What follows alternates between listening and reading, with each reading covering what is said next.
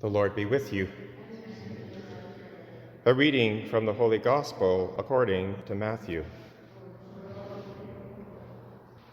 Jesus said to his disciples, "Beware of practicing your piety before others in order to be seen by them, for then you have no reward from your Father in heaven. So whenever you give alms, do not sound the trumpet before you, as the hypocrites do in the synagogues and in the streets, so that they may be praised by others. Truly, I tell you, they have received their reward. But when you give alms, do not let your left hand know what your right hand is doing, so that your alms may be done in secret, and your Father who sees in secret will reward you. And whenever you pray, do not be like the hypocrites, for they love to stand and pray in the synagogues and at the street corners, so that they may be seen by others. They have received their reward. But whenever you pray, go into your room and shut the door and pray to your Father who is in secret, and your Father who sees in secret will reward you. And whenever you fast, do not look dismal like the hypocrites, for they disfigure their faces so as to show others that they are fasting. Truly, I tell you, they have received their reward. But when you fast, put oil on your head and wash your face, so that your fasting may be seen not by others, but by your Father who is in secret, and your Father who sees in secret will reward you." The Gospel of the Lord. In today's Gospel, Jesus talks about the call to holiness and how we are to live out that divine highest calling. He comments on the three pillars of Jewish piety: almsgiving, prayer, and fasting. Notice how he addresses this topic. He says, whenever you give alms, whenever you pray, and whenever you fast. He takes these for granted that people are doing them, they should do them. He doesn't say if you pray or if you give alms, but whenever you do. These are the three pillars of piety. But simply by doing them is not enough, because as we glean from the Gospel, intention and motive is at the heart. We're to practice these three levels of piety purely for love of God and neighbor. The trouble is that other motives can creep in, other intentions, that we want to be seen or affirmed. People think well of us. This was certainly a problem in Jesus' day because of the scribes and the Pharisees, but it's also a problem for us. It's perennial. So let us go through each of these pillars. The first is almsgiving, which is so important. Jesus says, whenever you give alms, do not sound the trumpet, as the hypocrites do. Now, almsgiving was the highest in Jewish piety because of passages like in the book of Tobit, where Tobit says that almsgiving expiates every sin. So it goes directly to the heart of our call to holiness.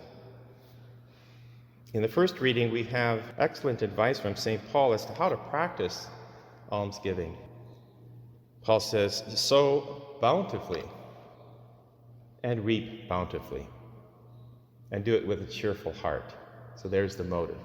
With cheerful heart, noting that God is able to provide you with every blessing in abundance, so that by always having enough of everything, you may share abundantly in every good work. He goes on to say, you will be enriched in every way for your great generosity, which will produce thanksgiving to God through us. Two aspects there. One is gratitude. We're grateful for all that God has given us. And with that disposition, then it's easier to be generous to others. We're simply conduits, mediators of God's generosity in gratitude. We begin with gratitude, but we end with trust. We trust God that as we give what He has given us away, He gives us more, so that we give away more. So it's ultimately gratitude and trust that's at the heart of almsgiving. Prayer is also important, of course. Jesus says, whenever you pray, do not be like the hypocrites. They love to stand and pray in the synagogues and at the street corners, so that they may be seen by others. He adds, in praying, do not babble like the pagans who think that they will be heard because of their many prayers. This is something we sometimes get accused of by others as Catholics, because we do pray repetitious prayers like the Rosary, for example. What's Jesus saying here?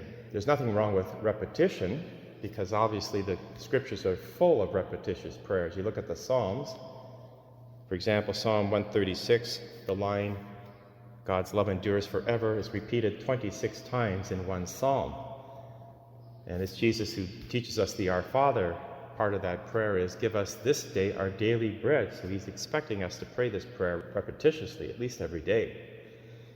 So it's not with repetition that's the issue. It's the pagans who had repetitious prayers because it was part of their incantations, part of their superstition. And they were praying to many different gods, so they would say one prayer to one god, then repeat the same prayer to another god in case they missed the third god, and they just go on like that. So prayer is important, and repetitious prayer is key as well, but it's again motivation and intention. With fasting, again, Jesus says, do not look dismal like the hypocrites, for they disfigure their faces so as to show others that they are fasting. In all of these ways, we can subvert something that's very good. And when that happens, we've actually received payment in full. So if we give alms just to be seen, it's like a business transaction. We've paid and we've received. But what God is asking is that we practice these 3 levels of piety with a motive that's pure for love of God and neighbor. And if we find ourselves slipping, because these are subtle, these temptations, it's a red flag that maybe our relationship with God is not what it should be. Because the more deeply we're in love with God, the externals really don't matter. As we do it because we're in a deep relationship with Christ, we receive joy and esteem from God, a sense of well-being, because we're in this loving relationship, and the externals don't really matter. So with that, let us thank God that we have opportunity to practice these 3 pillars of piety: almsgiving, prayer, and fasting. And we do so for love of God and love of neighbor.